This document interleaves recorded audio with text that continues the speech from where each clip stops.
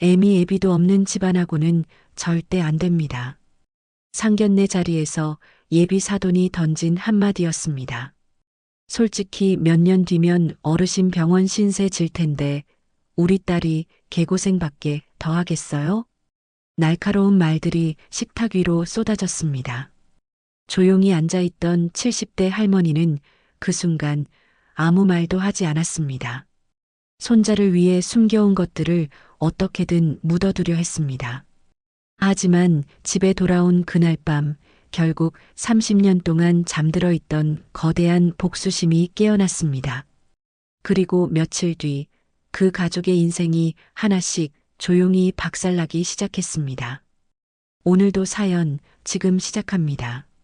한복집 문을 열고 들어서자 지우는 코를 킁킁거리며 냄새를 맡았습니다. 빳빳한 풀 냄새와 은은한 비단 냄새가 섞여 마치 오래된 보물 창고에 들어온 듯 했습니다. 지우는 할머니의 팔짱을 끼고 한복집으로 들어갔습니다. 할머니, 여기가 제 친구가 강력 추천한 곳이에요. 정말 예쁘게 잘해준다고 소문이 자자해요. 지훈의 말에 영숙은 옅은 미소를 지으며 고개를 끄덕였습니다. 영숙의 시선이 매장 한 구석에 우아하게 걸려있는 진분홍색 한복에 닿았습니다.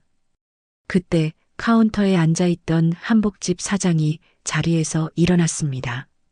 50대 중반의 사장은 영숙을 위아래로 한번 훑어보더니 눈을 동그랗게 뜨며 말했습니다. 아이고 어르신, 안녕하세요. 무슨 좋은 일로 오셨어요? 할머니 상견례 한복 맞추러 왔어요. 저희 할머니께 제일 좋은 걸로 해주세요. 지훈의 말에 사장은 아 하고 탄성을 내뱉으며 손뼉을 쳤습니다. 아이고, 귀한 손자 며느리 만나러 가시는구나. 그럼 당연히 제일 좋은 걸로 해드려야죠. 잠시만요. 사장은 황급히 매장 안쪽으로 걸어갔습니다. 잠시 후 사장은 오색 찬란한 비단 원단 여러 장을 품에 안고 나타났습니다. 지훈의 눈이 휘둥그레졌습니다. 이건 명주실로 짠 최고급 원단이에요. 원단만 봐도 벌써 품격이 느껴지지 않습니까? 사장의 설명에 지훈은 눈을 반짝이며 할머니에게 말했습니다. 할머니, 이거 정말 예쁘죠? 이걸로 하시면 좋겠어요. 영숙은 고개를 저으며 손사래를 쳤습니다. 아이고, 나는 그런 거 필요 없어. 지훈아, 이건 너무 비싸 보여서 부담스러워. 영숙의 말에 지훈은 할머니의 손을 꼭 잡으며 애원하듯 말했습니다. 할머니, 돈 걱정은 하지 마세요. 제가 할머니께 해드리고 싶은 거예요. 예쁜 한복 입고 가셔야 저도 기가 살죠. 사장이 옆에서 거들었습니다. 맞아요, 어르신. 첫인상이 얼마나 중요한데요. 영숙은 잠시 고민하는 표정을 지었습니다. 그녀의 눈은 자연스럽게 화려한 원단 대신 차분하고 은은한 색감의 원단에 머물렀습니다. 이건 어떨까? 너무 튀지도 않고 그렇다고 너무 수수하지도 않고 딱 중간인 것 같은데. 영숙은 은은한 연분홍색 원단을 손가락으로 가리키며 말했습니다. 지우는 아쉬운 표정을 숨기지 못했습니다. 할머니, 그것보다는 아까 그게 훨씬 더 예뻤는데. 지훈아, 상견례는 너무 튀는 것보다 단정하고 우아한 게 최고야. 할머니는 이 정도가 제일 보기 좋아. 영숙의 단호한 말에 지우는 더 이상 고집을 부리지 못했습니다. 사장도 영숙의 선택이 의아한 듯 고개를 갸웃거렸습니다. 그래도 어르신, 한 번뿐인 상견례인데 조금 더 화사한 색으로 하시는 게 좋지 않으실까요? 영숙은 부드럽지만 확신에 찬 목소리로 대답했습니다. 괜찮아요. 이걸로 할게요. 내 눈에는 이게 제일 곱네요. 지우는 할머니가 자신 때문에 일부러 덜 비싼 한복을 고른다고 생각했습니다. 지우는 할머니의 손을 조심스럽게 잡고 말했습니다. 할머니, 저 때문에 혹시 마음에 없는 거 고르시는 거면 제가 죄송해서 그래요. 정말 괜찮으니까 가장 마음에 드는 걸로 하셔도 돼요. 영숙은 그런 지훈의 손을 마주 잡고 환하게 웃었습니다. 지훈아, 내 마음이 정말 이렇단다. 이 정도만 해도 충분히 예쁜데 뭘. 내 마음 씀씀이만으로도 할머니는 너무 행복해. 사장은 영숙의 단호함에 더 이상 권하지 않았습니다. 사장은 기다렸다는 듯 줄자를 꺼내 들고 영숙에게 말했습니다. 그럼 어르신, 치수 좀 재겠습니다. 이쪽으로 서보시겠어요? 영숙은 사장이 안내하는 자리에 섰습니다. 사장은 숙련된 손길로 어깨와 팔, 허리 치수를 꼼꼼하게 쟀습니다. 어깨선이 곧으시네요. 한복이 정말 잘 어울리실 겁니다. 일주일 후에 찾으러 오시면 됩니다. 지우는 거울에 비친 할머니의 모습을 보며 감탄했습니다. 역시 우리 할머니 벌써부터 품격이 느껴지는데요. 영숙은 거울 속 자신의 모습을 보며 조용히 웃었습니다. 그녀의 눈빛은 아주 잠시 깊은 생각에 잠긴 듯 했습니다. 두 분 상견례 잘하시길 바랍니다. 사장의 덕담에 지우는 고개를 꾸벅 숙이며 인사했습니다. 감사합니다. 사장님 덕분에 잘 될 것 같네요. 두 사람은 한복집을 나섰습니다. 따스한 오후 햇살이 영숙의 얼굴을 부드럽게 비추었습니다. 영숙은 지훈의 팔을 다시 껴안으며 만족스러운 미소를 지었습니다. 상견례 당일 새벽 5시 알람이 울리기도 전에 영숙은 마치 번개라도 맞은 것처럼 벌떡 일어났습니다. 침실 창문으로 스며드는 희끄무레한 새벽빛이 영숙의 얼굴을 창백하게 비추었습니다. 괜찮을 줄 알았는데 긴장되네. 영숙은 묵직한 가슴을 쓸어내리며 조용히 슬리퍼를 끌고 부엌으로 향했습니다. 30년 만에 느껴보는 낯선 긴장감이었습니다. 며칠 전까지만 해도 아무렇지 않다고 생각했는데 막상 상견례 날 아침이 되자 숨막히는 기분이 들었습니다. 영숙은 냉장고 문을 벌컥 열어 계란과 베이컨을 꺼냈습니다. 속으로 한숨을 삼키며 프라이팬에 기름을 둘렀습니다. 지글지글 고소한 냄새가 온 집안을 가득 채웠습니다. 1시간쯤 지났을까 드디어 지훈의 방에서 시끄러운 알람 소리가 울려 퍼졌습니다. 영숙은 식탁에 밥과 국 그리고 베이컨 구이를 정갈하게 차려놓고 아들을 기다렸습니다. 할머니, 벌써 일어나셨어요? 대체 몇 시에 일어나신 거예요? 머리를 벅벅 긁으며 거실로 나온 지우는 믿을 수 없다는 듯 물었습니다. 오늘 같은 날 할미가 늦잠 자면 되겠니? 상견례 날 아침인데. 영숙은 덤덤한 척 웃으며 지훈에게 얼른 씻고 오라고 손짓했습니다. 지훈이 화장실로 들어가는 소리를 확인한 후 영숙은 조심스럽게 서재로 향했습니다. 오래된 책장 한 구석에 고이 꽂혀 있는 낡은 사진첩을 꺼냈습니다.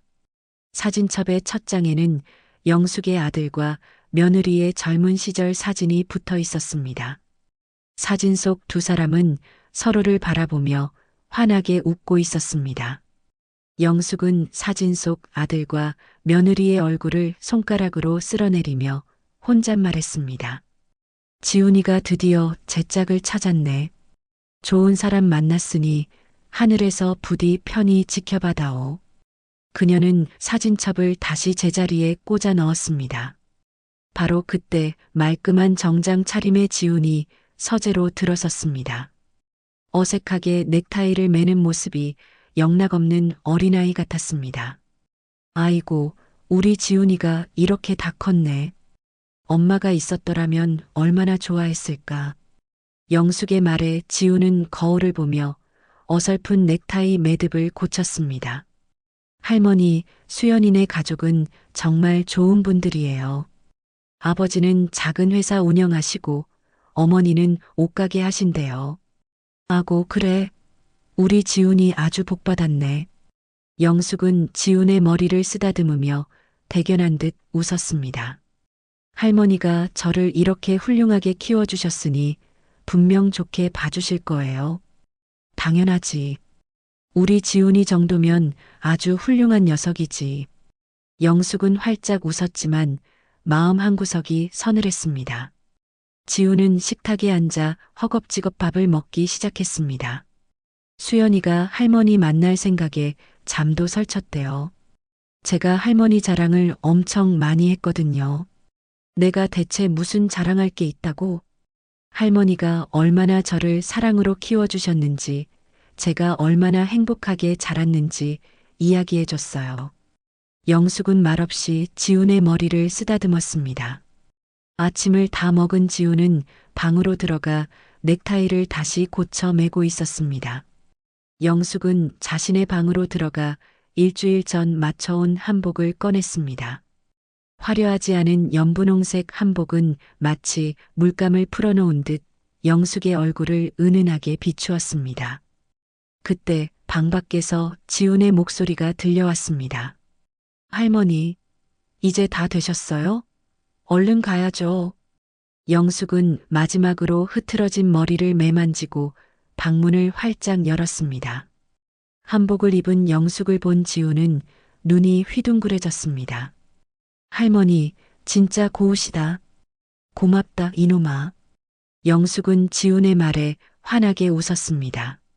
택시가 상견례 장소를 향해 출발하자 지훈은 창밖을 보며 신이 난 듯 제잘거렸습니다. 할머니, 제가 수연이랑 만난 지 벌써 2년이나 됐어요. 어이구, 벌써 그렇게 됐나? 네. 그런데 시간이 지날수록 알겠더라고요. 이 사람이다. 착하고 배려심도 많고 무엇보다 저를 진심으로 아껴주는 사람이에요. 지훈의 목소리에는 설렘과 행복이 가득했습니다. 영숙은 그런 지훈을 물끄러미 바라보았습니다. 영숙의 가슴은 따뜻해졌지만 동시에 차가운 불안감이 밀려왔습니다. 택시는 소리 없이 상견례 장소인 한정식 집을 향해 달려갔습니다. 택시가 멈추자 지훈은 빛의 속도로 먼저 내려 영숙에게 손을 내밀었습니다. 할머니, 조심해서 내리세요. 그때 한정식 집 입구에 서 있던 세 사람의 시선이 영숙에게로 향했습니다. 수연은 한달음에 달려와 지훈의 팔짱을 끼고 영숙에게 꾸벅 인사를 했습니다. 오빠, 왔어? 할머님, 안녕하세요. 이수연입니다. 이렇게 직접 뵙게 되어 영광이에요. 수연은 영숙의 손을 덥석 잡고 환하게 웃었습니다. 영숙도 덩달아 따뜻하게 웃었습니다. 반가워요, 수연 씨. 지훈이한테 얘기 많이 들었어요. 영숙은 수연의 반짝이는 눈을 보며 진심으로 기뻤습니다. 수연은 그런 할머니의 마음을 아는 듯 뒤로 물러서며 부모를 소개했습니다. 할머님, 이쪽은 저희 부모님이세요. 수연의 어머니인 이미경은 조용히 영숙을 훑어보았습니다. 단정하지만 수수한 한복 차림에 이미경의 입술이 미묘하게 굳어졌습니다. 안녕하세요. 수연이 엄마 이미경입니다. 이미경의 목소리는 정중했지만 영숙을 위아래로 훑는 시선에는 묘한 실망감이 서려 있었습니다. 영숙은 미경의 시선을 느끼고 애써 태연한 척 웃었습니다. 수연의 아버지 이정호가 한 발짝 앞으로 다가와 허리를 숙였습니다.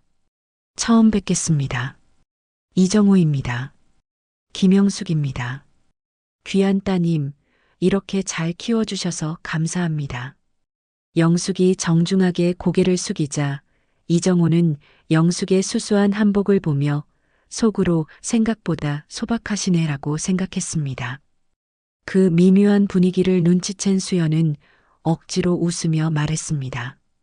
그럼 이제 들어가실까요? 방 예약해놨어요. 일행은 조용히 룸으로 향했습니다. 영숙과 이미경 사이에 어색한 침묵이 흘렀습니다. 룸에 들어서자 깔끔하게 차려진 상이 눈에 들어왔습니다. 이미경은 재빠르게 영숙에게 윗자리를 권했습니다. 어르신, 이쪽에 앉으세요. 편하게 식사하셔야죠. 고맙습니다. 영숙이 자리에 앉자 이미경은 영숙의 손동작과 자세를 유심히 살폈습니다. 영숙은 상대방의 시선을 의식하면서도 몸에 밴 예의를 잃지 않으려 노력했습니다. 그때 직원이 물을 따르러 들어왔습니다. 주문하신 한정식 곧 가져다 드리겠습니다. 직원이 나가자 수연은 양쪽 가족의 어색함을 풀기 위해 노력했습니다. 할머님, 여기 음식이 정말 맛있대요. 오빠가 추천해 준 곳인데 맛집이더라고요. 그래요? 지훈이가 좋은 곳을 잘 아는가 보네요. 분위기도 깔끔하고 좋네요. 영숙은 억지로 웃으며 대답했습니다. 지훈은 겸연쩍은 듯 머리를 긁었습니다. 아니에요. 회사 사람들이 추천해 줬어요. 음식이 하나둘씩 상에 올라왔습니다. 나물무침, 김치, 생선구이가 차례로 놓이자 이미경이 젓가락을 들며 지훈에게 물었습니다. 지훈 씨 사시는 곳이 성북동이라고 했죠? 집은 혹시 몇 평이나 돼요? 엄마. 수연은 놀라 이미경을 불렀습니다. 하지만 이미경은 뻔뻔하게 고개를 돌리지 않았습니다. 수연의 아버지인 이정호가 분위기를 바꾸려 애쓰며 지훈에게 물었습니다. 지훈 씨는 어느 회사에 다니시나요? 아, 저 대성종합상사에 다닙니다. 아, 거기 큰 회사네요. 그런데 이정호는 잠시 머뭇거리더니 조심스럽게 말했습니다. 실례가 안 된다면 지훈 씨 부모님은 어떻게 돌아가셨는지 여쭤봐도 될까요? 갑작스러운 질문에 식탁 위가 순간적으로 조용해졌습니다. 영숙은 잠시 말을 멈추고 굳은 얼굴로 답했습니다. 교통사고로 먼저 갔습니다. 그래서 제가 지훈이를 키웠습니다. 영숙의 말에 이미경과 이정호는 서로 눈을 마주치며 미묘한 표정을 지었습니다. 이미경은 그 틈을 놓치지 않고 다시 물었습니다. 아, 그러셨군요. 그럼 어르신께서는 지금은 일을 하고 계시는지요? 특별히 하는 일은 없어요. 은퇴했습니다. 은퇴라. 그럼 예전에는 어떤 일을 하셨나요? 저희가 그런 것까지 수연이한테 듣지를 못해서. 영숙은 더 이상 깊은 이야기를 하고 싶지 않은 듯 단순하게 대답했습니다. 그냥 평범하게 직장 생활했습니다. 영숙의 답변에 이미경의 표정은 점점 더 어두워졌습니다. 구체적인 답변을 피하는 영숙의 태도가 의심스러웠던 것입니다. 그때 메인 요리인 갈비찜과 전복구이가 상에 올랐습니다. 지훈 씨, 정말 훌륭하게 잘하셨네요. 그런데 앞으로 경제적인 계획은 어떻게 되는지. 수연은 부모의 끝없는 질문에 당황해하며 재빨리 끼어들었습니다. 아빠, 엄마, 일단 식사부터 하시죠. 음식 시켰어요. 수연의 만류에도 불구하고 이미경은 영숙의 옷차림, 말투, 그리고 표정까지 예리하게 살폈습니다. 영숙은 자신을 평가하듯 바라보는 이미경의 시선을 느끼고 불안감에 휩싸였습니다. 식탁 위는 음식 냄새로 가득했지만 그 안의 공기는 점점 차갑게 얼어붙었습니다. 식탁 위 음식들이 거의 비워졌을 무렵 이미경이 수저를 내려놓았습니다. 그리고는 한치의 망설임도 없이 영숙을 똑바로 보며 질문을 던졌습니다. 어르신, 아까 지훈이 부모님이 일찍 돌아가셨다고 하셨는데 혹시 유전병이라도 있으셨던 건가 해서요. 지훈이 아버지는 어떤 일을 하셨는지 좀 더 자세히 여쭤봐도 될까요? 영숙은 숟가락을 든 채로 멈칫했습니다. 그녀의 얼굴에 미묘한 긴장감이 스쳐 지나갔습니다. 영숙은 애써 평온한 표정을 지으며 대답했습니다. 질병이 있었던 건 아니고 교통사고였어요. 지훈이 부모도 평범한 회사원들이었습니다. 아, 그러셨군요. 그럼 혹시 남겨주신 재산이나 그런 것들은 어떻게 되는지. 이미경의 질문은 점점 더 노골적으로 변했습니다. 지우는 당황한 얼굴로 수연의 어머니를 바라보며 끼어들었습니다. 어머님, 그런 건 지금 중요한 문제가 아닌 것 같아요. 그때 이정호가 대화에 적극적으로 참여했습니다. 아니죠, 지훈 씨. 이런 것들은 미리 알아둬야 합니다. 결혼이라는 게 두 사람만의 문제가 아니니까요. 이정호는 영숙을 향해 고개를 돌리며 말을 이어갔습니다. 어르신, 실례지만 현재 경제 상황은 어떻게 되세요? 지훈 씨가 혼자서 생활비를 다 감당하고 있는 건가요? 영숙은 이미 상대방의 의도를 파악한 듯 차분하게 대답했습니다. 우리 지훈이가 워낙 착해서 저를 잘 챙겨주긴 하지만 저도 그동안 모아둔 게 꽤 있어서 괜찮습니다. 지훈이가 장가가면 제가 손 벌릴 일은 없을 테니 걱정 안 하셔도 돼요. 영숙의 말에 이미경은 기다렸다는 듯 날선 질문을 던졌습니다. 모아두신 게 있다고 하시니 대략 어느 정도인지 알 수 있을까요? 저희도 확실하게 알아야 하니까요. 엄마, 그런 건 나중에 따로 이야기하면 되잖아요. 수연은 이미경의 팔을 잡고 속삭였습니다. 하지만 이미경은 수연의 손을 뿌리치며 굳은 얼굴로 말했습니다. 수연아, 이런 건 지금 확실히 해둬야 해. 나중에 돈 문제로 갈등이라도 생기면 어쩌려고.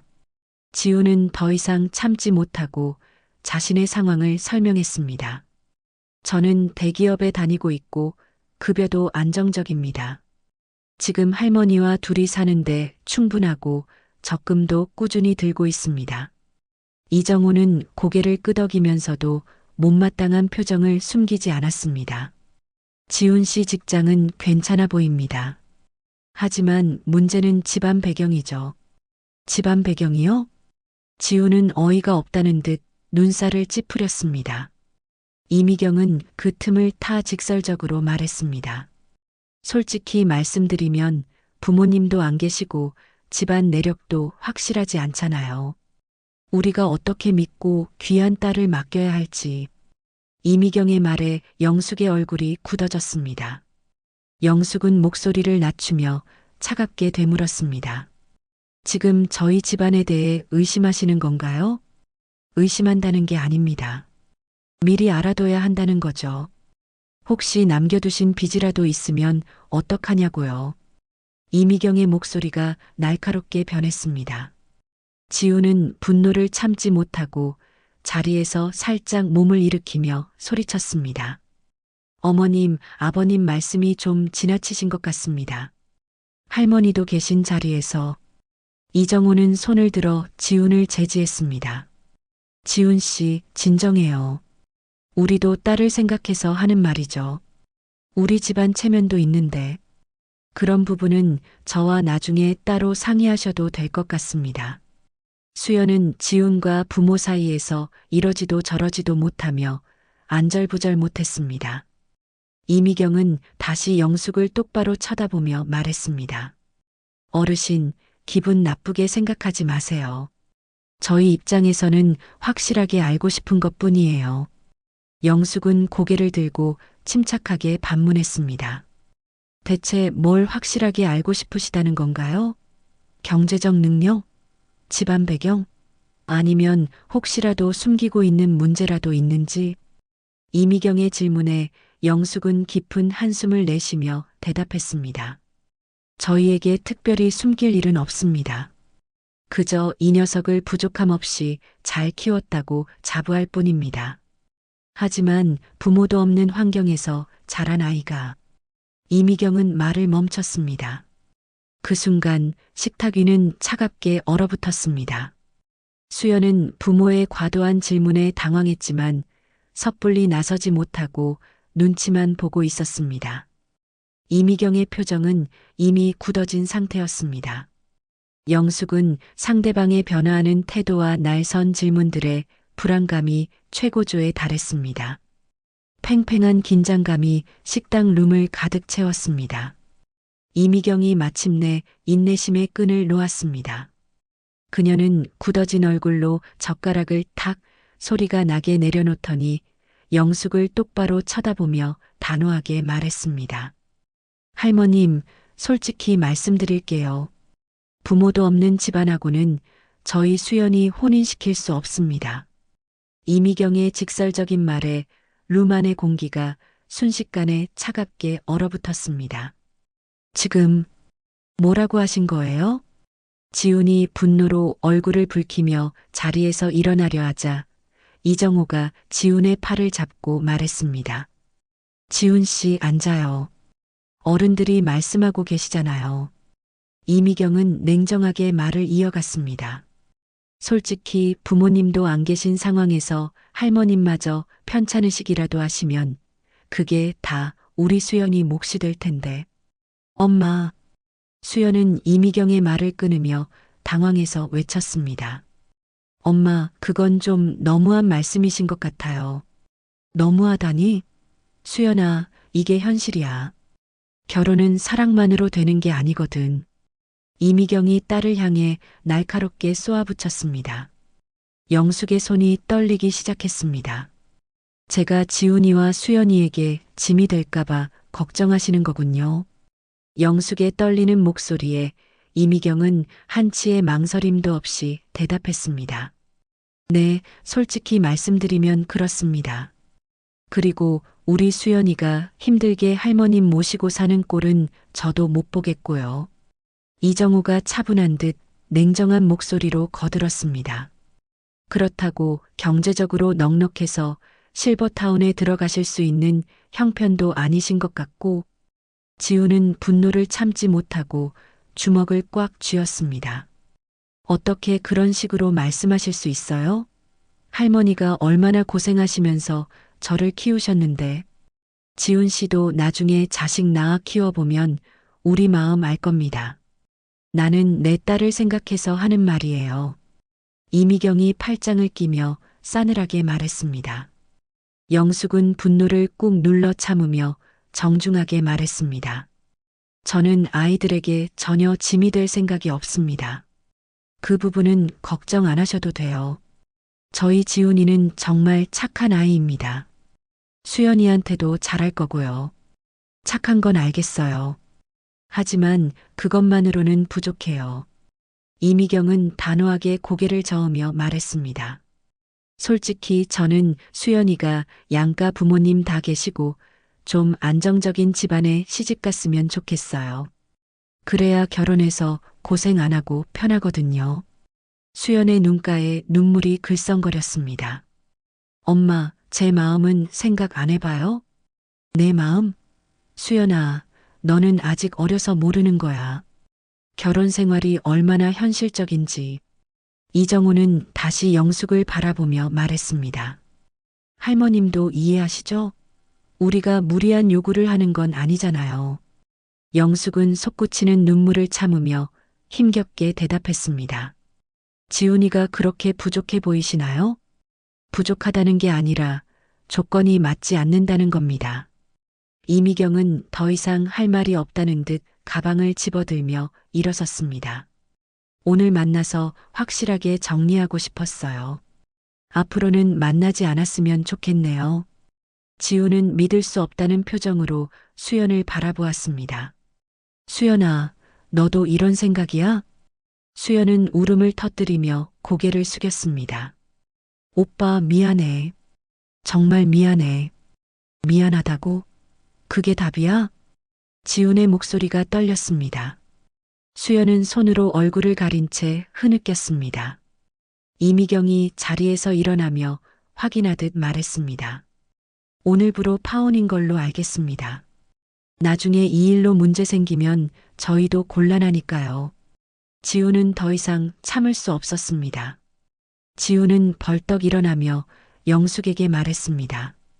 할머니 가요. 더 이상 여기 있을 필요 없어요. 영숙은 조용히 고개를 끄덕였습니다. 수연이 지훈의 팔을 잡으려 했지만 지훈은 차갑게 몸을 돌렸습니다. 수연은 그런 지훈을 잡지 못하고 힘없이 손을 떨어뜨렸습니다. 오빠 미안해. 정말 미안해. 수연의 중얼거리는 목소리가 들려왔습니다. 영숙은 자리에서 일어나 마지막으로 정중하게 인사했습니다. 실례했습니다. 오늘 시간 내주셔서 감사했어요. 이미경은 싸늘한 표정으로 대답했습니다. 네. 서로 시간 낭비하지 않아서 다행이네요. 지우는 분노와 굴욕감에 주먹을 쥔 채 할머니의 뒤를 따랐습니다. 룸 안의 분위기는 완전히 파국으로 치달았습니다. 한정식 집 복도를 걸으며 지훈이 힘없이 말했습니다. 할머니, 정말 죄송해요. 제가 할머니를 이런 모욕적인 자리에 모시고 와서. 지훈의 목소리가 떨렸습니다. 영숙은 그런 지훈의 등을 가볍게 두드려 주었습니다. 무슨 소리니, 지훈아. 내 잘못이 아니야. 영숙은 겉으로 괜찮은 척했지만 그녀의 마음속은 끓어오르는 분노로 가득했습니다. 한정식 집 밖으로 나오자 차가운 바람이 두 사람의 얼굴을 스쳤습니다. 지훈은 택시를 잡으며 고개를 푹 숙였습니다.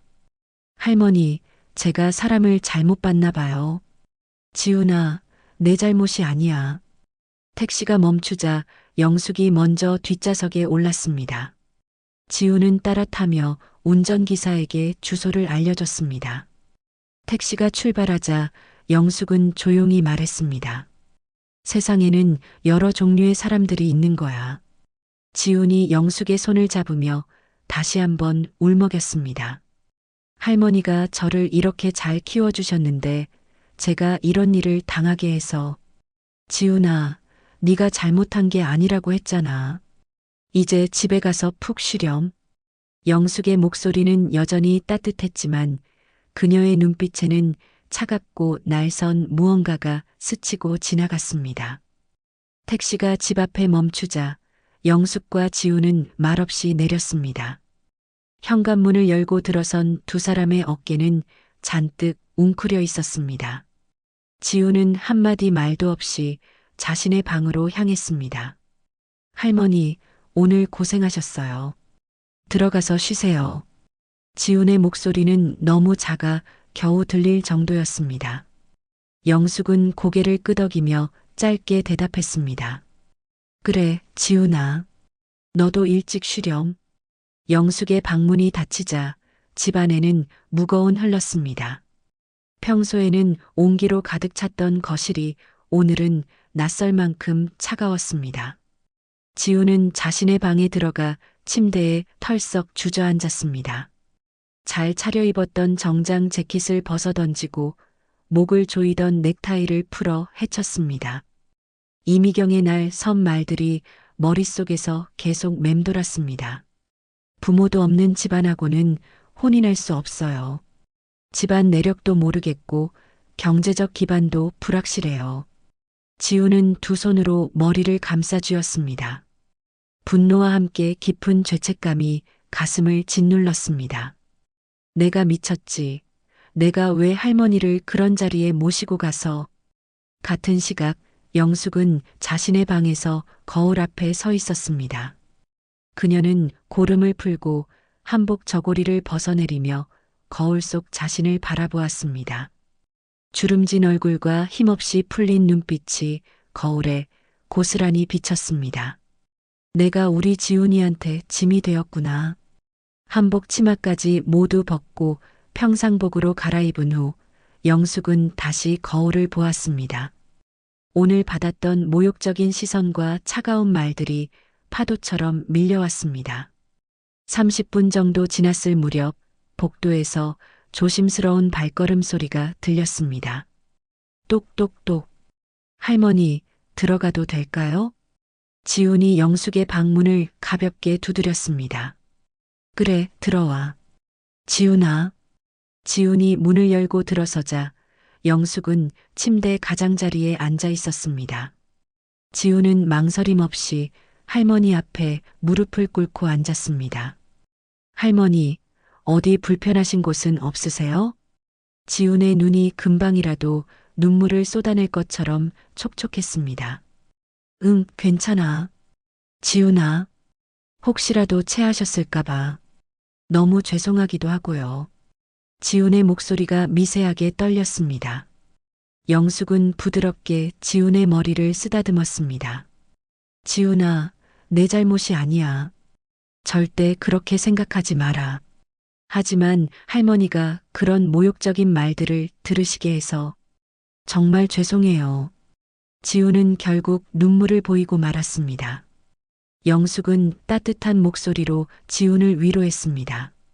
세상에는 여러 종류의 사람들이 있는 거야.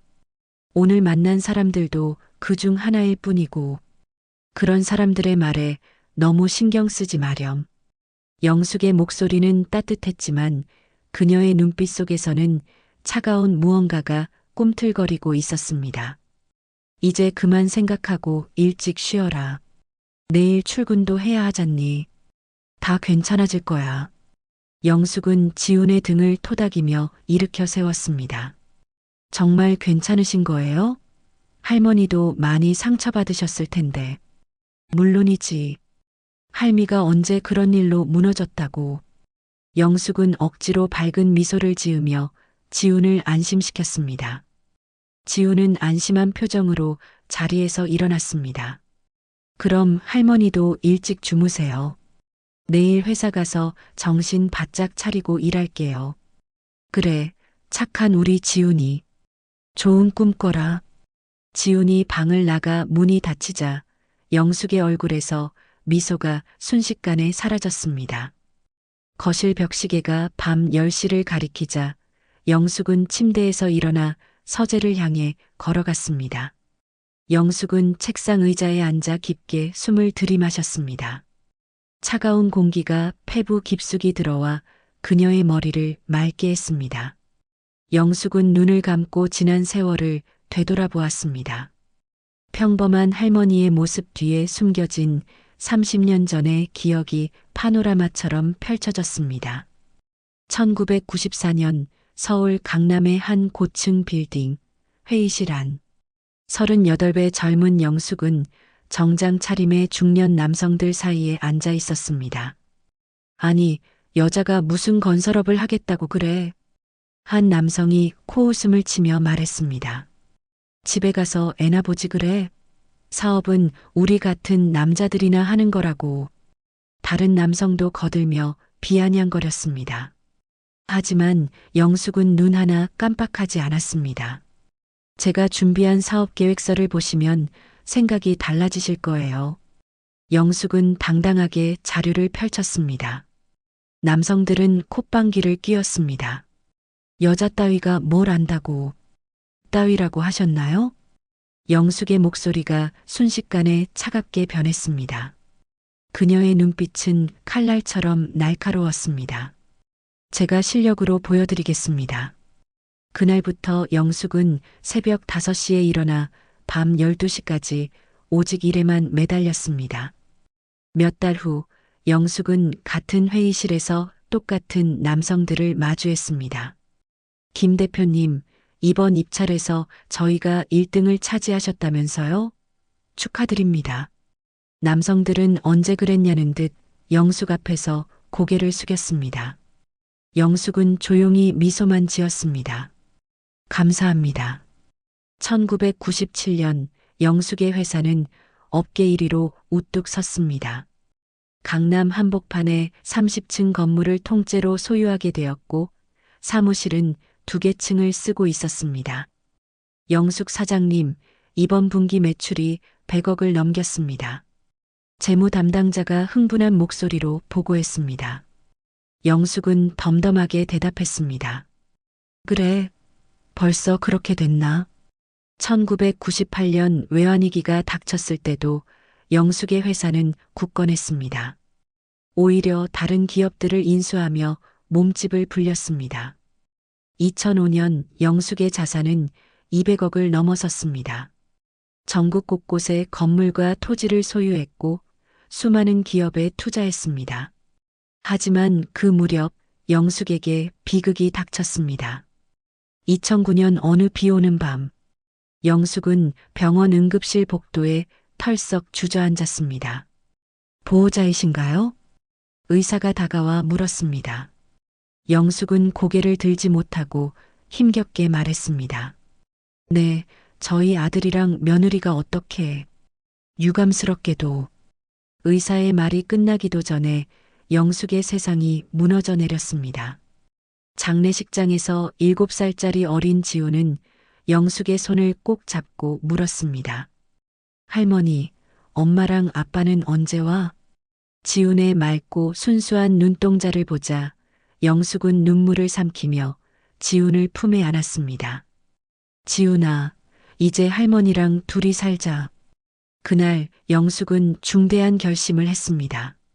모든 사업을 정리하고 오직 지훈만을 위해 살기로 한 것입니다. 회장님, 정말 은퇴하시는 겁니까? 이렇게 그만두시긴 너무 아깝습니다. 비서가 믿지 못하겠다는 듯 물었습니다. 영숙은 창밖을 바라보며 말했습니다. 그래. 이제 다른 일이 더 중요해. 모든 지분을 신탁으로 돌리고 나는 손자만 키울 거야. 영숙은 모든 재산을 신탁회사에 맡기고 조용히 자취를 감추었습니다. 그 후 15년 동안 영숙은 오직 지훈만을 위해 살았습니다. 새벽마다 일어나 아침밥을 차리고 학교에 데려다주고 밤늦게까지 숙제를 봐주었습니다. 할머니, 저 때문에 힘드시죠? 중학생이 된 지훈이 영숙의 얼굴을 보며 물었습니다. 무슨 소리니? 할미는 지훈이가 있어서 행복해. 영숙은 지훈의 머리를 쓰다듬었습니다. 지훈이 성장하며 보여준 효심과 따뜻한 마음씨는 영숙의 가장 큰 자부심이었습니다. 그때 영숙이 눈을 떴습니다. 과거의 기억들이 생생하게 되살아난 순간들이었습니다. 영숙은 주먹을 꽉 쥐고 자리에서 일어났습니다. 그녀의 눈빛은 한없이 차갑게 변했습니다. 내 손자를 모욕한 것은 절대 용서할 수 없어. 영숙은 책상 서랍을 열었습니다. 안에는 낡은 가죽 수첩이 들어 있었습니다. 30년 전부터 정리해둔 인맥들의 전화번호가 빼곡하게 적혀 있었습니다. 은행장, 대기업 회장, 언론사 사주들의 이름이 줄을 이었습니다. 아직도 나를 기억하고 있을까? 영숙은 차가우면서도 위험한 미소를 지으며 수첩의 첫 페이지를 넘겼습니다. 창밖은 이미 깊은 밤이었지만 영숙의 밤은 이제 시작이었습니다. 다음 날 아침 영숙은 평소와 다름없이 새벽 5시에 눈을 떴습니다. 부엌에서는 조용히 지훈의 아침 식사를 준비하는 소리가 울려 퍼졌습니다. 어제 겪었던 모욕적인 일들은 마치 꿈이었던 것처럼 영숙의 손은 평온하게 움직였습니다. 세수를 마친 지훈이 식탁에 앉았습니다. 지훈의 얼굴에는 수심이 가득했습니다. 할머니, 잘 주무셨어요? 지훈이 힘없이 물었습니다. 영숙은 프라이팬에 계란을 깨뜨리며 따뜻한 미소를 지었습니다. 그래, 지훈아. 할미는 아주 푹 잤지. 너는 어땠니? 저는 잠이 잘 안 오더라고요. 지훈이 솔직하게 대답하며 고개를 숙였습니다. 어제 일 때문에 그래? 네. 자꾸만 그분들 말씀이 생각나서요. 제가 할머니를 그런 자리에 모시고 가는 게 아니었는데. 영숙은 숟가락으로 계란을 뒤집으며 지훈의 어깨를 가볍게 두드려 주었습니다. 괜찮다, 지훈아. 이제 그런 생각일랑 하지 마라. 다 지나간 일이야. 할머니는 정말 괜찮으세요? 걱정 마. 할미가 언제 그런 일로 흔들렸다고. 영숙의 목소리는 한없이 평온했지만 그녀의 눈빛은 무표정했습니다. 지훈은 밥을 먹으며 애써 기운을 냈습니다. 오늘 회사 가서 정신 바짝 차리고 일해야겠어요. 다른 생각 안 나게. 그래, 착한 우리 지훈이. 할미가 응원할게. 지훈이 아침 식사를 마친 후 출근 준비를 했습니다. 영숙은 조용히 설거지를 마쳤습니다. 할머니, 저 회사 다녀올게요. 지훈이 현관문을 나서자 집안에는 다시 깊은 침묵이 찾아왔습니다. 영숙은 설거지 그릇을 정리한 후 서재로 향했습니다. 책상 위에는 어젯밤 꺼내두었던 낡은 가죽 수첩이 놓여 있었습니다. 영숙은 수첩을 펼치고 첫 번째 이름을 확인했습니다. 박철수 대한은행 회장. 영숙은 전화기를 들고 번호를 눌렀습니다. 신호음이 몇 번 울린 후 전화 너머에서 중년 남성의 목소리가 들려왔습니다. 여보세요? 박 회장님, 김영숙입니다. 전화 너머로 짧은 정적이 흘렀습니다. 영숙? 설마 그 김영숙 대표님이십니까? 박철수의 목소리에 놀라움과 함께 미세한 떨림이 묻어났습니다. 네. 오랜만이에요, 박 회장님. 아이고, 세상에. 정말 오랜만이네요. 어떻게 지내셨습니까? 연락 주셔서 영광입니다. 박철수가 허둥지둥 말했습니다. 영숙은 덤덤하게 본론으로 들어갔습니다. 혹시 이정호라는 사람을 아세요? 소규모 유통업체를 운영하고 있는데. 이정호요? 잠시만요. 전화 너머로 무언가를 찾는 소리가 들렸습니다.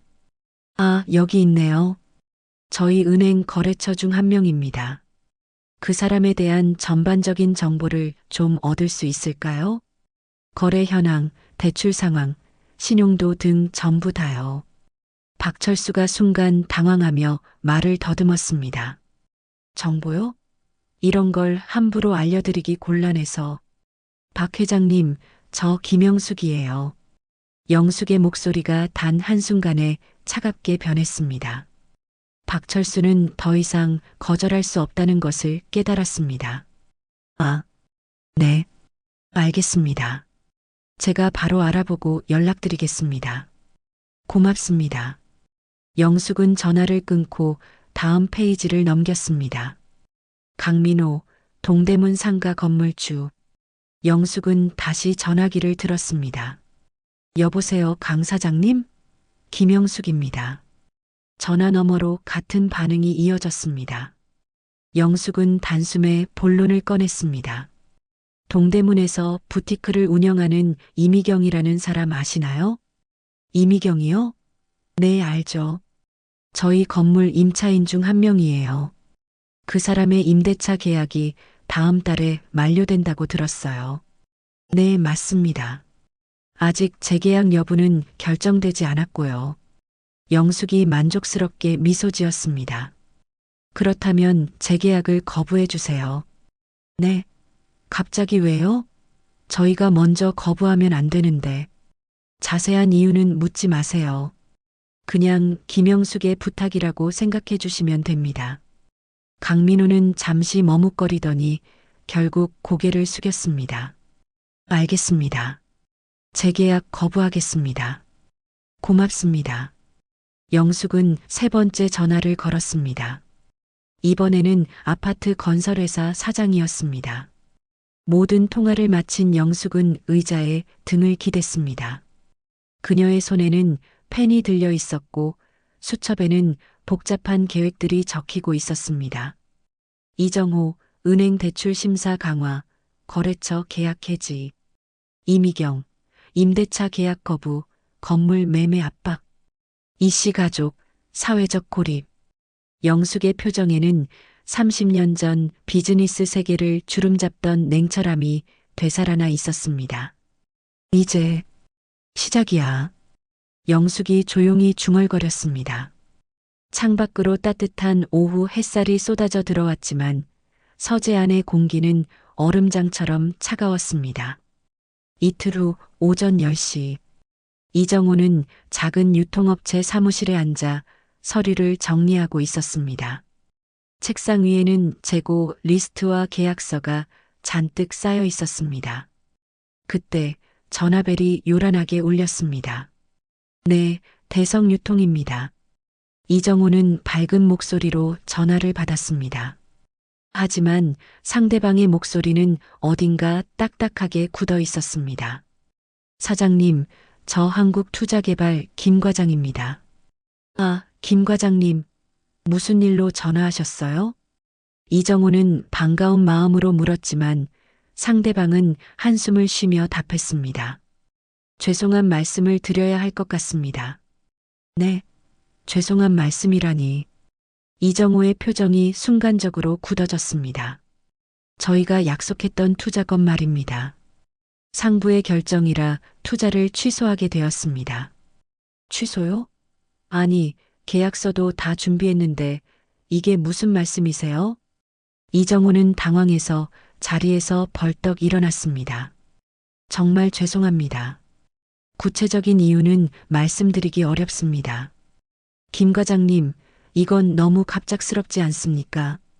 이정호는 절박하게 물었지만 상대방은 죄송하다는 말만 남기고 전화를 끊었습니다. 이정호는 멍하니 전화기를 내려놓고 고개를 갸웃거렸습니다. 이상하네. 어제까지만 해도 문제 없다고 했는데 불안한 마음을 다잡으려 했지만 30분 후 또 다른 전화가 걸려왔습니다. 사장님, 저 동서식품 구부장입니다. 아, 구부장님, 안녕하세요? 사장님, 저희 계약건 때문에 연락드렸는데요. 저희가 이번 달부터 계약을 해지하기로 결정했습니다. 이정호의 가슴이 불길하게 뛰기 시작했습니다. 해지요? 갑자기 왜요? 이정호의 목소리가 떨렸습니다. 회사 방침이 바뀌었습니다. 죄송합니다. 구 부장님, 저희가 5년 동안 거래했잖아요. 최소한 이유라도 정확히 알려주세요. 상부에서 내린 결정이라 저도 자세한 사정은 모릅니다. 정말 죄송합니다. 전화가 끊어지자 이정호는 머리를 감싸쥐었습니다. 도대체 무슨 일이야? 귀신이라도 씌인 건가? 점심시간이 지나자 세 번째 전화가 왔습니다. 사장님, 신세계물산 박 이사입니다. 이정호는 전화를 받자마자 다급하게 물었습니다. 박 이사님 혹시 저희 계약 해지 연락 주시는 거 아니시죠? 어떻게 하셨어요? 박 이사의 말에 이정호의 얼굴이 창백하게 질렸습니다. 정말 해지하시는 겁니까? 네, 죄송합니다. 이정호는 더 이상 물어볼 힘도 없다는 듯 멍하니 전화를 끊었습니다. 가는 시각, 동대문 부티크에서 이미경은 손님에게 옷을 권하고 있었습니다. 어머니, 이 옷 어떠세요? 이 치마가 고객님 피부에 찰떡이네요. 이미경은 활짝 웃으며 손님을 응대했습니다. 그때 건물주 강민호가 심각한 표정으로 매장 안으로 들어섰습니다. 이미경 사장님, 잠깐 이야기 좀 할까요? 강민호의 표정을 본 이미경은 가슴이 철렁 내려앉았습니다. 네, 무슨 일이세요? 이미경은 손님에게 양해를 구하고 강민호를 매장 한쪽 구석으로 데리고 갔습니다. 다음 달 계약 갱신건 때문에 왔습니다. 네, 벌써 서류 준비해놨어요. 그럼 바로 재계약하시면 되죠? 이미경의 얼굴이 굳어졌습니다. 그게 재계약이 어려울 것 같습니다. 네, 어려우시다니요? 갑자기 왜요? 지금까지 아무 말씀 없으셨잖아요. 여기 자리 잡았는데 이제 와서 어디로 가라고요? 이미경은 당황해서 말을 잇지 못했습니다. 강민호는 이미경의 시선을 피하며 중얼거렸습니다. 상황이 좀 바뀌어서요. 건물을 다른 용도로 사용해야 할 것 같아서요. 사장님, 저희가 5년간 한 번도 월세 미룬 적 없이 성실하게 임대료 냈잖아요. 제가 임대료 더 올려드릴게요. 얼마든지요. 임대료 문제가 아닙니다. 이미 결정된 일이라서 정말 죄송해요. 강민호는 고개를 숙이고 매장을 나갔습니다. 이미경은 망연자실한 표정으로 바닥에 주저앉았습니다. 그날 저녁 7시 수연의 가족은 식탁에 둘러앉았습니다. 식탁에는 평소와 달리 무거운 분위기가 흘렀습니다. 이정호는 한숨을 내쉬며 말했습니다. 오늘 투자 취소됐어. 이유도 제대로 안 알려주고. 투자 취소? 당신도? 나도 건물주가 재계약 안 해준대. 이미경의 말에 이정호의 눈이 휘둥그레졌습니다. 이 모든 게 어떻게 다 하루 만에 일어나지? 이정호의 눈빛이 차갑게 변했고 점점 거대한 파도가 자신들을 향해 다가오고 있음을 깨닫고 있었습니다. 일주일이 지난 화요일 오후, 이미경은 평소와 다름없이 문화센터에 도착했습니다. 로비에 들어서자마자 이미경은 익숙한 얼굴을 발견하고 반갑게 손을 흔들었습니다. 순이야, 안녕. 하지만 친구인 정수는 이미경을 보자마자 표정이 어색하게 굳었습니다. 미경아, 안녕. 이미경이 다가가자 정수는 한 발짝 뒤로 물러섰습니다. 미경아, 오늘 모임 취소됐어. 뭐? 취소라니? 왜? 이미경은 의아한 얼굴로 물었습니다. 갑자기 다들 일이 생겼다고 하더라고. 미안해. 다음에 만나자. 정수는 황급히 자리를 떠났습니다. 이미경은 멍하니 홀로 남아 고개를 갸웃거렸습니다. 이상하네. 이틀 전까지만 해도 다들 모이기로 했는데. 이틀 후 목요일 오전, 이미경은 또 다른 주부 모임에 참석했습니다. 평소 친하게 지내던 언니들이 모여 있었지만 모임 분위기는 싸늘했습니다. 이미경이 밝게 웃으며 인사했지만 사람들은 이미경의 눈을 피했습니다. 미경 씨 왔네요. 회장인 박 여사가 건성으로 인사했습니다. 이미경이 자리에 앉자 주변 사람들이 조금씩 거리를 두었습니다. 오늘 뭐 하기로 했죠? 이미경이 물었지만 대답하는 사람이 아무도 없었습니다. 박 여사는 시계를 보며 말했습니다. 그냥 간단히 차나 마시고 헤어져요. 벌써요? 아직 2시도 안 됐는데. 이미경은 당황했습니다. 오늘은 일찍 끝내는 게 좋을 것 같아요. 결국 모임은 어색하게 끝났습니다. 이미경이 뒤돌아 나갈 때 등 뒤로 수군거리는 소리가 들렸습니다. 요즘 미경 씨네 집안 난리도 아니라잖아. 그러니까 우리 신랑도 절대 어울리지 말라고 신신당부하더라니까. 이미경은 그 대화 속에서 뭔가가 단단히 잘못되어 가고 있음을 느끼고 있었습니다. 같은 시각 이정호는 오랜 사업 파트너인 김 사장과 점심 약속을 잡았습니다. 형님, 오랜만이에요. 이정호가 반갑게 악수를 청했지만 김 사장은 악수를 피하며 어색하게 답했습니다. 응, 왔어? 요즘 어떻게 지내세요? 그냥 뭐, 바쁘게 지내지. 김 사장은 계속해서 손목시계를 확인했습니다. 형님, 제가 좋은 사업 아이템이 있는데 같이 해보면 어떨까 해서요. 이정호가 조심스럽게 말을 꺼냈습니다. 하지만 김 사장은 난감한 표정을 지었습니다. 정호야, 미안한데 요즘 내가 여유가 없어. 그래도 한번 들어보세요. 이번 거는 정말 대박이거든요. 미안한데 오늘은 급한 일이 생겨서 다음에 천천히 이야기하자. 김 사장은 서둘러 나가버렸고 이정호는 혼자 앉아 어리둥절한 표정을 지었습니다. 그날 저녁 이정호는 은행을 방문했습니다. 과장님, 대출건으로 왔습니다. 아, 이 사장님. 앉으세요. 은행 직원은 서류를 꺼내보더니 난감한 표정을 지었습니다. 그런데 문제가 좀 있습니다. 문제요? 대출 심사가 갑자기 까다로워졌습니다. 규정이 바뀌어서요. 아니, 지난번에는 문제 없다고 하셨잖아요. 갑자기요? 이정호가 따져 묻자 직원은 어깨를 으쓱하며 말했습니다. 네, 상부 지시라서요. 추가 서류가 필요하고 심사 기간도 길어질 것 같습니다. 이정호는 한숨을 쉬었습니다. 최소 한 달은 보셔야 할 겁니다. 그날 밤 수연의 가족은 거실에 모였습니다. 모두 지친 얼굴이었습니다. 이상해. 정말 이상해. 이미경이 소파에 털썩 앉으며 말했습니다. 뭐가 이상해요? 수연이 물었습니다. 친구들이 갑자기 나를 피하기 시작했어. 모임에서도 대화도 안 하려고 하고, 이정호도 고개를 끄덕였습니다. 나도 마찬가지야. 사업 파트너들이 만나기를 꺼려하고 전화도 피하더라. 수연은 불안하게 말했습니다. 저도 요즘 동료들이 좀 이상해요. 점심 먹자고 하면 바쁘다고 하고, 회식 때도 저만 빼고 따로 모이는 것 같아요.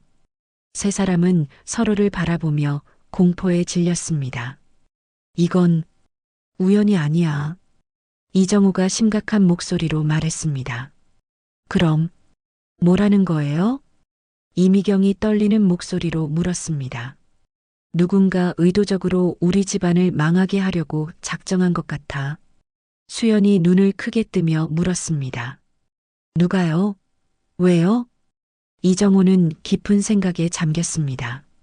모든 게 그 상견례 이후에 시작됐어. 설마 그 할머니가? 이미경이 믿을 수 없다는 듯 말했습니다. 말도 안 돼. 그 할머니가 뭐라고. 하지만 가족들의 불안감은 점점 더 커져만 갔습니다. 모든 방면에서 동시에 벌어지는 알 수 없는 일들의 수연의 가족은 점차 숨막히는 공포를 느끼기 시작했습니다. 한 달이 흐른 목요일 오후, 이정호는 예전 회사 동료인 인사 담당자 최 과장을 만났습니다. 과장님, 오랜만입니다. 아, 정호야. 어떻게 지내? 두 사람은 맥주잔을 부딪혔습니다. 이정호는 맥주를 한 모금 마신 후 조심스럽게 물었습니다. 과장님, 혹시 요즘 투자 업계에서 특별한 일 없었나요? 투자 취소가 갑자기 많아졌다든가. 글쎄, 별다른 얘기는 못 들었는데 최 과장은 고개를 갸웃거렸습니다. 혹시 누군가 압력을 넣었다든가 하는 소문은 없었고요. 압력? 무슨 압력? 최 과장의 의아해하는 표정에 이정호는 자신의 상황을 구체적으로 설명했습니다. 저희 회사에 투자하기로 했던 곳들이 갑자기 다 취소해서요. 이유도 명확하게 안 알려주고. 최 과장은 곰곰이 생각하더니 입을 열었습니다. 요즘 상부에서 지시가 많이 내려오긴 해. 어떤 지시요? 구체적인 건 모르겠는데 특정 업체들과는 거래를 조심하라는 식으로. 이정호의 눈이 번뜩였습니다. 특정 업체요? 응.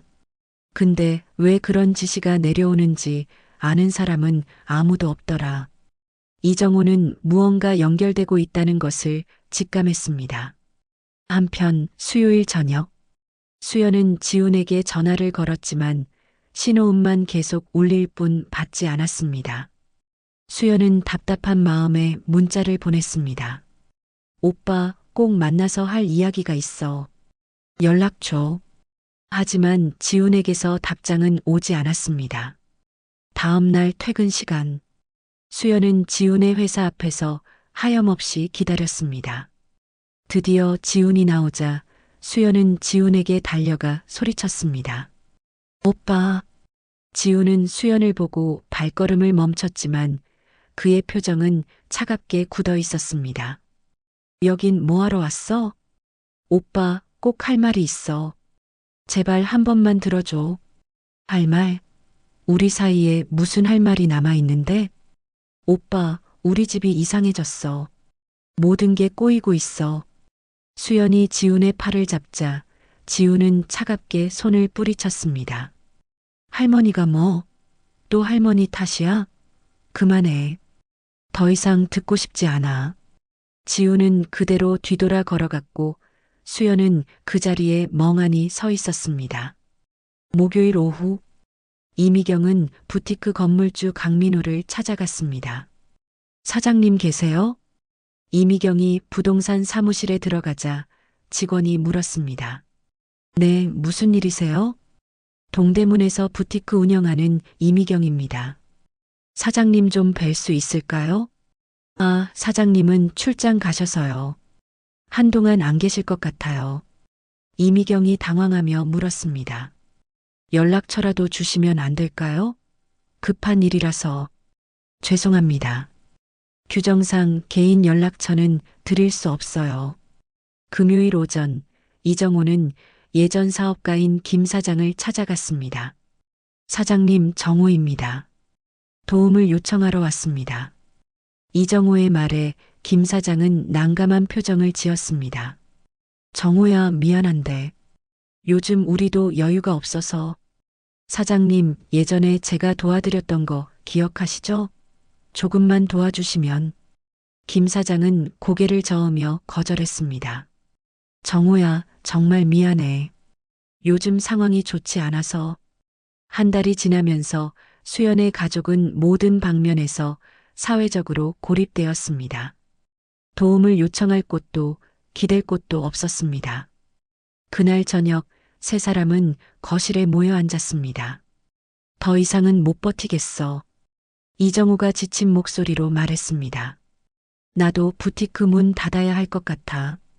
이미경이 한숨을 쉬었습니다. 수연이 절망적으로 물었습니다.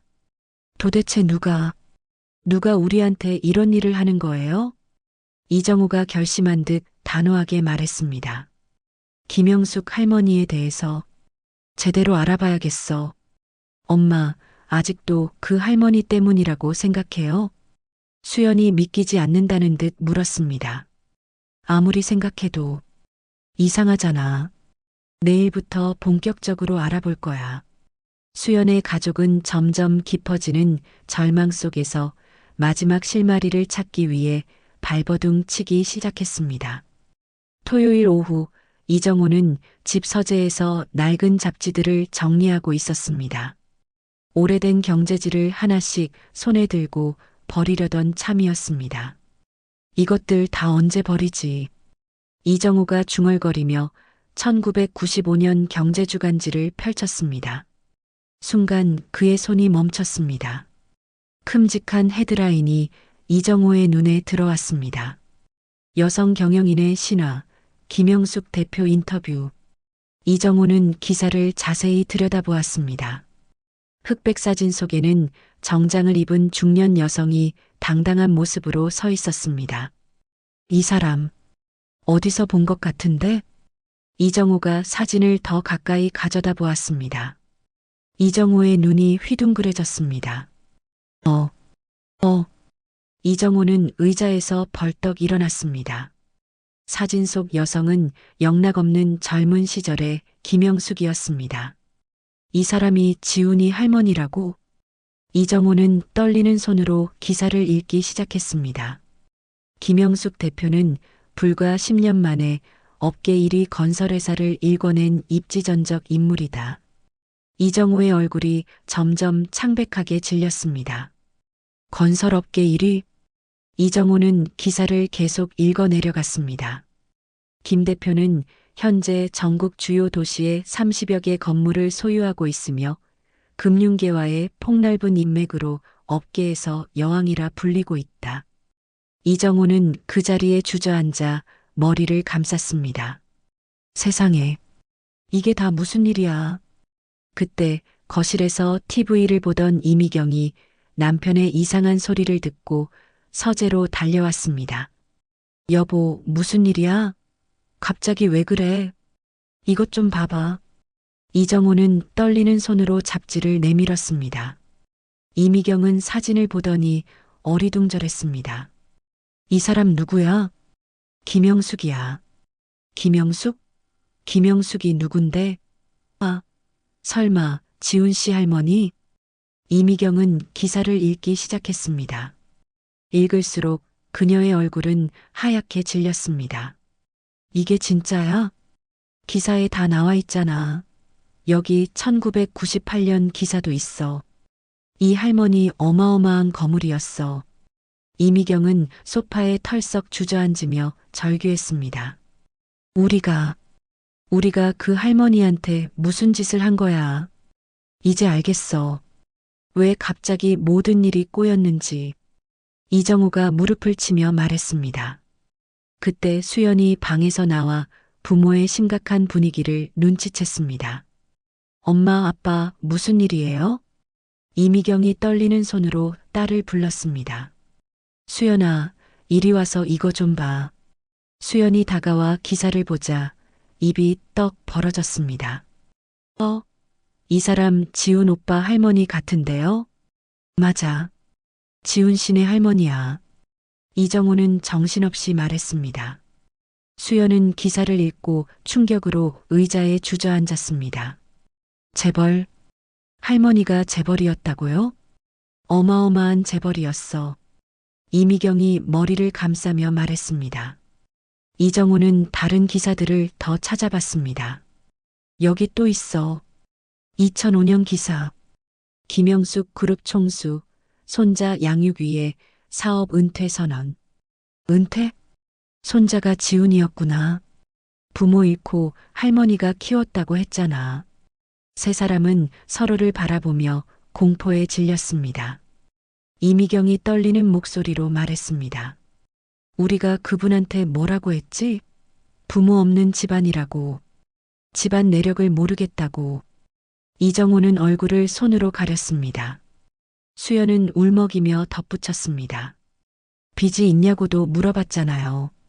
재벌 총수한테 빚이 있냐고 물어봤다고.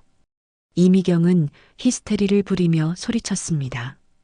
이제 어떻게 해야 해? 이정호는 서재를 왔다 갔다 했습니다. 여보, 당장 가서 사과해야 해.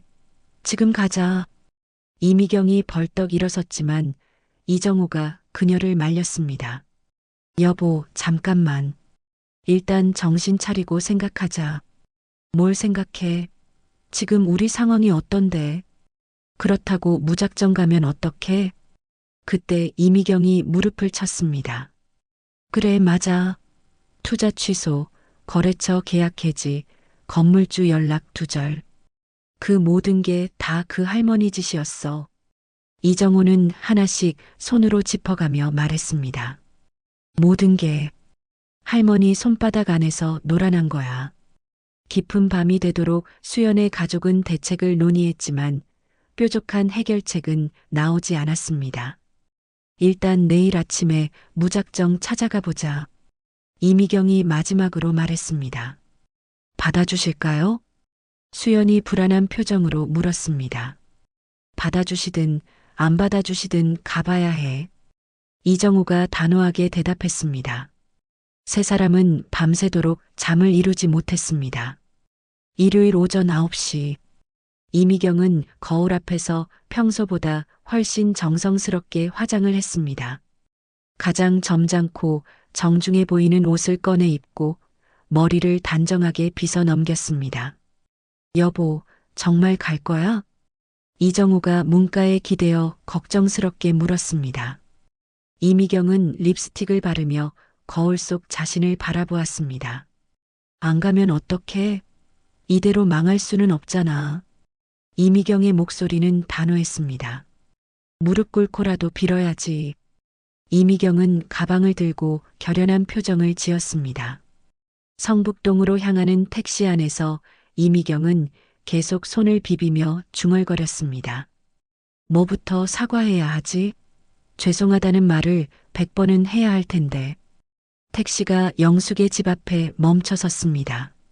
조용한 골목에 자리 잡은 2층 단독주택은 마치 다른 세상처럼 평화로워 보였습니다. 이미경은 대문 앞에서 한참을 망설였습니다. 하나, 둘, 셋. 이미경은 용기를 내어 초인종을 눌렀습니다. 띵동. 잠시 후 영숙이 문을 열고 나왔습니다. 집에서 입는 편안한 평상복 차림이었지만 그 표정은 한 달 전 상견례 때와는 사뭇 달랐습니다. 누구세요? 영숙의 목소리는 차갑게 가라앉아 있었습니다. 이미경은 그 자리에 무릎을 꿇었습니다. 저 수연이 엄마예요. 정말 죄송합니다. 영숙은 이미경의 갑작스러운 행동에 놀라 팔짱을 끼며 내려다보았습니다. 일어나세요. 동네 사람들 다 나오겠어요. 할머님께서 용서해 주실 때까지 안 일어날 거예요. 이미경은 울먹이며 바닥에 이마를 댔습니다. 무슨 용서요? 저는 지금 무슨 일로 오셨는지 모르겠는데. 영숙은 시치미를 떼며 냉담하게 말했습니다. 이미경의 목소리가 떨렸습니다. 저희가 정말 잘못했어요. 그때 상견례 때 너무 무례했어요. 아, 그때 일이요? 벌써 한 달도 넘었는데 왜 갑자기 오셨는지. 이미경은 눈물을 흘리며 말했습니다. 저희가 할머님께서 누구신지 몰랐어요. 누구라고요?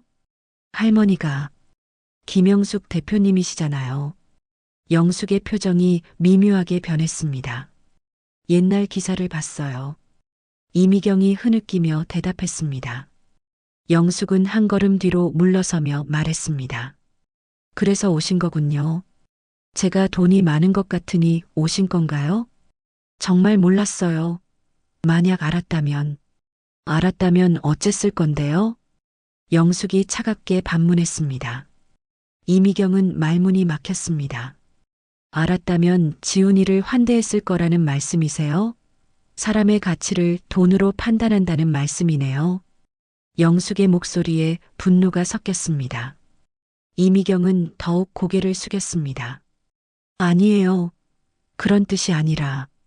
그럼 무슨 뜻인데요? 영숙은 팔짱을 낀 채 이미경의 대답을 기다렸습니다. 저희가 너무 어리석었어요. 이미경이 절규하듯 말했습니다. 어리석은 정도가 아니죠. 당신들은 한 사람의 존재 자체를 모욕했어요. 할머님, 제발 한 번만 용서해 주세요. 이미경이 영숙의 발치에 매달렸습니다. 영숙은 이미경을 내려다보며 조용히 말했습니다. 내 손자를 모욕한 것은 용서할 수 없어요. 한 사람의 가치를 지방과 돈으로만 판단하는 오만함. 그에 대한 결과를 받으시는 겁니다. 영숙의 목소리가 얼음장처럼 차가웠습니다. 이미경이 울부짖으며 애원했습니다. 모든 걸 되돌려 주세요. 저희가 뭐든지 할게요. 되돌린다고요? 영숙이 비웃듯 말했습니다. 지훈이가 받은 상처도 되돌릴 수 있나요? 당신들이 상처 준 내 손자의 마음은요? 할머님, 정말 후회하고 있어요. 후회는 이미 늦었어요. 영숙이 단호하게 말했습니다. 이미경은 바닥에 이마를 대며 매달렸습니다. 저희 가족이 다 망했어요. 회사도 가게도 다 문 닫았어요. 그게 저랑 무슨 상관인가요? 이미경이 감정이 북받쳐 소리쳤습니다. 할머님이 하신 거잖아요. 영숙이 차가운 미소를 지었습니다. 제가 뭘 했다고요? 증거라도 있나요? 저는 조용히 손자랑 살고 있을 뿐이에요. 영숙이 집 안으로 들어가려 하자 이미경이 급히 일어나 영숙의 치맛자락을 붙잡았습니다. 할머님, 제발 한 번만요. 영숙이 차갑게 말하며 이미경의 손을 뿌리쳤습니다. 사람은 한 번 보면 알 수 있어요. 당신들 같은 사람은 절대 변하지 않아요. 영숙은 마지막 말을 남기고 집 안으로 들어갔습니다. 문이 쾅 하고 닫혔습니다. 이미경은 닫힌 문 앞에서 한참을 서 있다가 결국 절망에 빠진 채 그 자리에 주저앉았습니다. 화요일 오후 수연은 휴대폰을 손에 든 채 한참을 망설였습니다. 떨리는 손으로 마지막 희망을 걸고 지훈의 번호를 눌렀습니다. 뚜뚜뚜.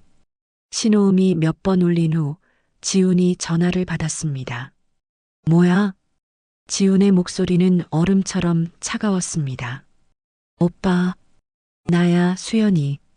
또 뭐야? 할 말 없다고 했잖아.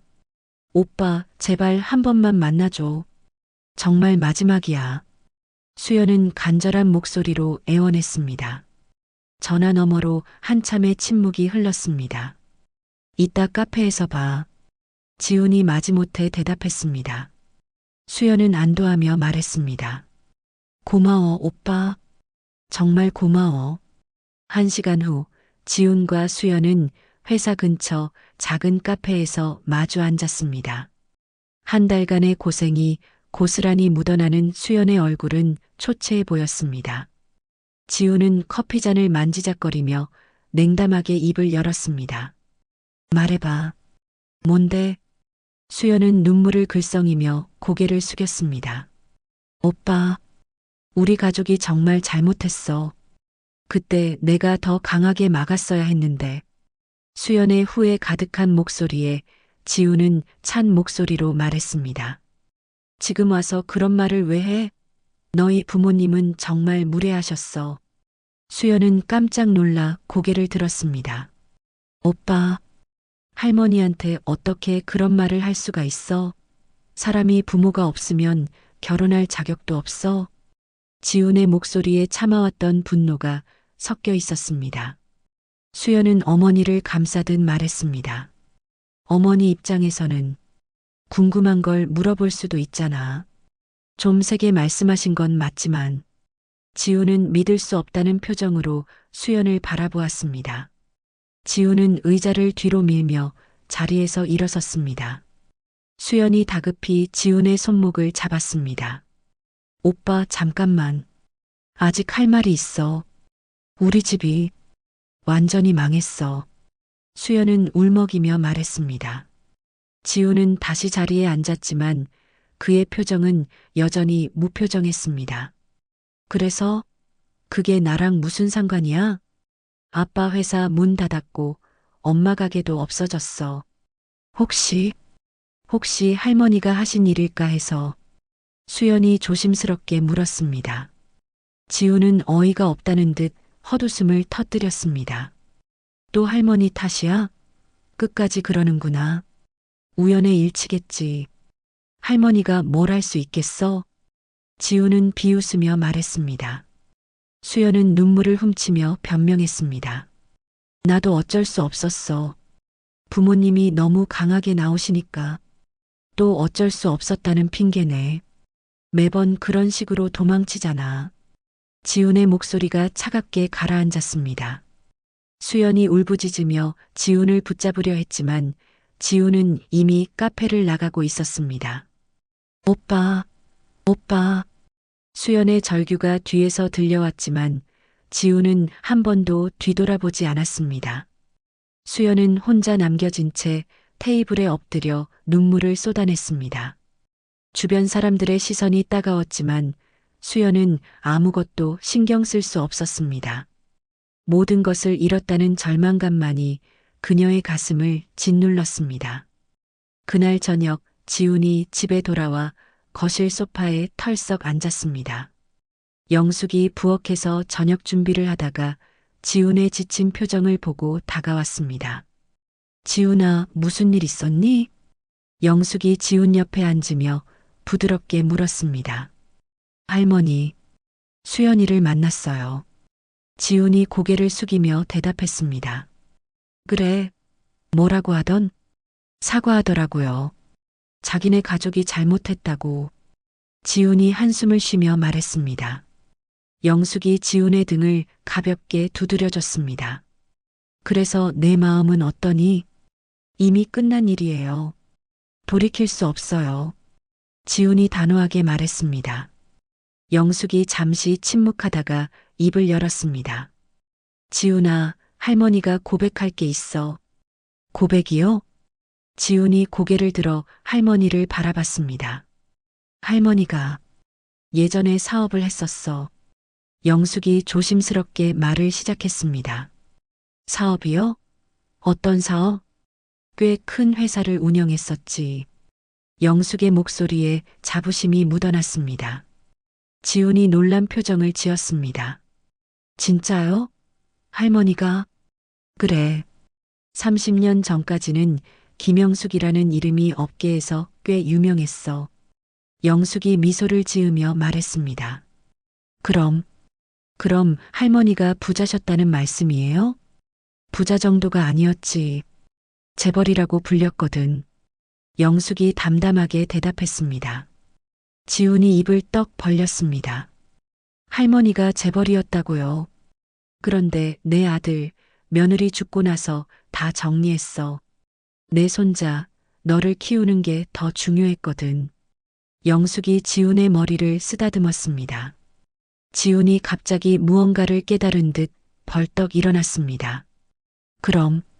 그럼 수연이네 집이 망한 것도?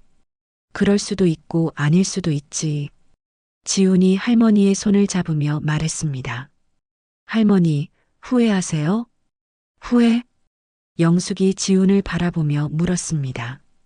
전혀 후회하지 않는다. 영숙이 단호하게 말했습니다. 왜요? 내 손자가 받은 모욕을 그냥 넘어갈 수는 없었어. 영숙의 목소리에 확신이 담겨 있었습니다. 지훈이 감동하며 할머니를 바라봤습니다. 할머니, 지금까지 저를 잘 키워주셔서 너무 감사해요. 저를 위해 모든 걸 포기하고 키워주신 것, 저를 지키려고 하신 모든 것들이요. 지훈의 목소리가 떨렸습니다. 영숙이 미소를 지으며 지훈의 머리를 쓰다듬었습니다. 당연한 일이야. 할머니에게는 네가 전부거든. 할머니. 지훈이 눈시울을 붉혔습니다. 영숙이 진지한 표정으로 말했습니다. 지훈아, 할머니가 마지막으로 가르쳐주고 싶은 게 있어. 네, 말씀하세요. 진짜 명문가는 돈이나 지위로 만들어지는 게 아니야. 영숙이 지훈을 똑바로 바라보며 말했습니다. 그럼 뭘로 만들어져요? 인품이야. 사람 됨됨이로 만들어지는 거지. 인품. 지훈이 깊이 생각하며 고개를 끄덕였습니다. 돈이 아무리 많아도 마음이 가난하면 진짜 가난한 사람이야. 영숙이 교훈적인 목소리로 말했습니다. 할머니 말씀이 맞아요. 그리고 지훈아. 영숙이 지훈의 두 손을 꼭 잡았습니다. 앞으로도 착한 마음 잃지 마라. 그게 할머니가 내게 물려주고 싶은 가장 큰 재산이야. 네, 할머니. 절대 잃지 않을게요. 지훈이 다짐하듯 대답했습니다. 두 사람이 서로를 꼭 껴안았습니다. 할머니와 손자 사이의 깊은 사랑이 거실을 따뜻하게 감쌌습니다. 그 순간 지훈은 진정한 가족의 의미를 깨달았습니다. 한편 멀지 않은 곳에서 수연의 가족은 어두운 거실에 모여 앉아 있었습니다. 아무도 말이 없었지만 모두의 마음속에는 깊은 후회가 자리 잡고 있었습니다. 이미경이 작은 목소리로 중얼거렸습니다. 우리가 정말 잘못했구나. 하지만 이미 돌이킬 수 없는 일이었습니다. 영숙과 지훈의 집에서는 평범한 저녁 시간이 흘렀습니다. 두 사람은 함께 차를 마시며 소소한 일상 이야기를 나눴습니다. 거창하지 않지만 진심이 담긴 대화, 따뜻한 관심과 배려가 오가는 시간이었습니다. 지훈은 그제야 깨달았습니다. 진정한 행복은 멀리 있는 게 아니라 바로 이 순간 할머니와 함께하는 평범한 일상 속에 있다는 것을. 오늘 이야기 어떠셨나요? 혹시 끝까지 함께 해주신 분이 계시다면 잘 들었다고 댓글 하나만 남겨주세요. 여러분에게도 따뜻하고 빛나는 날들이 찾아올 거예요.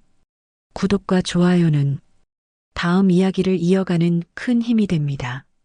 지금까지 오늘도 사연이었습니다. 더 깊고 따뜻한 이야기로 다시 찾아뵐게요. 편안한 하루 보내세요. 감사합니다.